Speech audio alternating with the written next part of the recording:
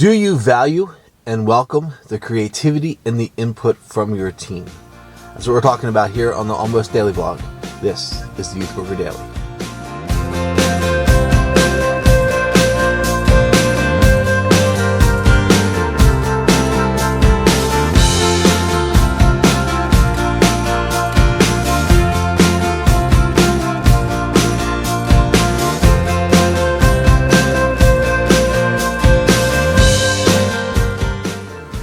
Hey everybody, Jay here with Youth Worker Daily, where we hope to encourage youth workers with tools, tips, and resources so that you thrive in your ministry. It's been a long time since I've said that. Glad I remembered it word for word.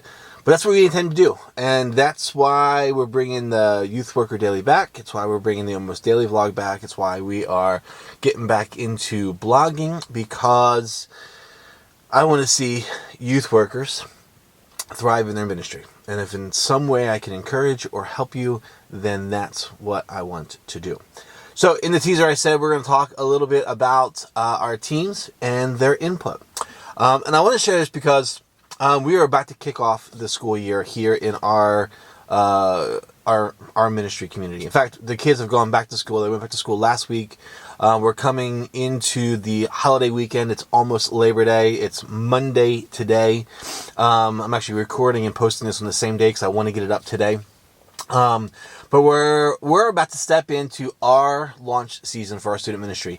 We took the month of August off. I'll talk about this later and why I did all of this. But we will be kicking off Sunday, September the 7th. That is our big kickoff night. But last night we had a leaders meeting. And our student ministry is going through some transition, stepping into new leadership. It's just, I'll talk about it another time. Bottom line is, last night was an opportunity for us to prepare for the first 3 months. So generally what I like to do in youth ministry is I plan out my year in outline form. I know what I'm going to speak. I know what series we're going to do. I have a general idea of what the year is going to look like. And then I go back and start filling things in like games and activities and events and stuff like that. But I've learned over the years to leave space within that planning for the input from others. And so last night we had our leaders meeting, and the time was set aside for us to go over these first 3 months, September, October, November. Because I'm stepping in as new leadership, because there's already a team there. We're making some changes to the program. We're augmenting and adjusting some of the ministry stuff. Last night was a chance for us to kind of get on the same page. And I mean that gently. I don't mean like everybody has to get online with what I'm doing. It was more of here's the direction that we have decided to go. Here is the vision that we've cast it. Now, as we fill in the blanks weekly, here's how it's going to look. And so I wanted my leaders to get a sense of, this is what we're doing going forward. This is youth ministry here in our context. And so we went through the 3 months, September, October, November, basically what we're teaching, the breakdown of the weeks. For the weeks that I had games and things planned, we went over the games, kind of, went through the instructions for the games so that I could kind of share with them how I do ministry. And then we got to the end of the night and I said, okay, now here's where the fun begins, because I want creativity. I want spontaneity. I want fun. And I want you all to be a part of it. And so we put the first 3 months on the board, September, October, November. We put the dates of each of our gatherings, and we outlined some of the big special events. Kickoff, costume party in October, Friendsgiving dinner in November. And then I put a column on the side of our whiteboard and it said just fun ideas. And I said, here's what I want. I want us to dream crazy, fun, spontaneous, big stuff. From games to skits to surprises to whatever. Because I want youth group to be fun. I want it to be engaging. I want it to be relevant. I want it to be a team effort. And it was awesome. I was super excited. My wife afterwards came home and said, you were totally geeking out. And she's right, I was. I was excited because I gave my leaders a chance to participate in the planning and the dreaming of what we hope to do with students. I led them by casting vision. giving them direction, showing them kind of what we're going to be doing. And then I invited them in to be a part of that planning and that participation. And this is something I learned to do many, many, many years ago. When I first started in youth ministry, I was very much like, here it is. I planned everything. And for a long time, I did everything. But as I grew in my own leadership, as our ministry grew, as I recruited and God brought us leaders, I learned to lean into the idea that I'm not the only one who can do ministry. Like the team that God is bringing me, He's bringing me for a reason. There is creativity, there is talent, there is desire, there is passion, and they want to be a part of the ministry. And I learned probably in that first 3 years, that in order for me to care well for my leaders and give them space so they feel like what they're doing is valuable and important and a part of what we're doing, I began trusting them to do the ministry. And we changed our training. Like there was some training involved. We learned how to do that together. But got to the point that when we would plan out our monthly meetings, we would take the input from everybody, and we would take the ideas that were shared, and we would craft them and work them and develop them so that we could use them. So here's what I'm asking you to consider. Whether you are new in youth ministry or that you've been around for a long time, the question is, how do you value the input of your team? Do you sit in your office, plan everything, and then give out paperwork to say this is what we're doing?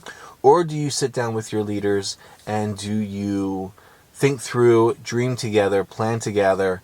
Here's what I have found. I'll try to do this quick. I'm trying to keep this video under 10 minutes. I may have to make this a two-parter or a three-parter. One of the things that I have found, that when you do this, you create a level of ownership for your leaders where you're no longer asking them to buy into the vision of the ministry, but you're asking them to invest into the life of the students by being part of your programming. And I was reminded last night of how important this is, because I've done youth ministry for a long time. I know how to run youth ministry. I know how to build a program. I know how to develop discipleship tools. I know how to one-on-one with students. But if I rely on everything I know and only focus on what I can do, I will only serve a small grouping of our students. But when I involve the rest of the leadership team, when I move them to a place of empowerment where they can feel the freedom to dream, come up with ideas, help execute those ideas, what I'm doing is I'm creating a better way of serving our students, because those leaders are seeing how I value them, how I appreciate them, how I want them to participate in the ministry, by encouraging them to bring their gifts, to bring their talents, to bring the things that God has given them and use them within the context of our ministry. I left last night just thinking, man, if this is only the tip of the iceberg of what we might be able to do in just, I don't know, maybe a 20-minute planning exercise, what could God do through my team to impact the life of these students? Now, a lot of the stuff that we planned was fun, spontaneous, goofy stuff, games and such like that. But I envision a day where they become part of the planning. So I had to slip into my office. Apparently my SD card in the camera was full. And I wanted to come back and I wanted to wrap this up. So yeah, great planning time. And here's, again, what I want to challenge you guys with is, how do you value and welcome the input from your team? Love to hear your thoughts on that. Leave your comments down below. But how do you involve the team? How do you give them space for their own creativity, their own ideas, opportunities for them to participate in the planning and the structuring of your ministry? And what does that look like for you? Love to hear from you on those things. And I think I'll be back later on this week, and I'm going to continue to unpack this a little bit, because I think there's more in this than just valuing our leaders and their ideas. I think there's some ways that we can really help develop their leadership, as well as continuing to give them ownership of the ministry. One of the big things we're transitioning into here is how we think about ministry, and not being so much of a we show up and it happens, but we are showing up to participate in ministry, both with our students in the walls of our student ministry and in the boundaries of what we do with our students, but also what does that look like in our community? What does that look like in our church? What does that look like as we train up disciples to be ones who are making disciples as they are going? All right, so tune back in. We'll be back sometime this week with another episode, and we'll talk more about this. And I hope you share your thoughts below, and you'll be here for the rest of this conversation. All right, friends, that's going to do it for today. Thank you so much for watching the Almost Daily vlog here at the Youth Worker Daily. We'll see you next time.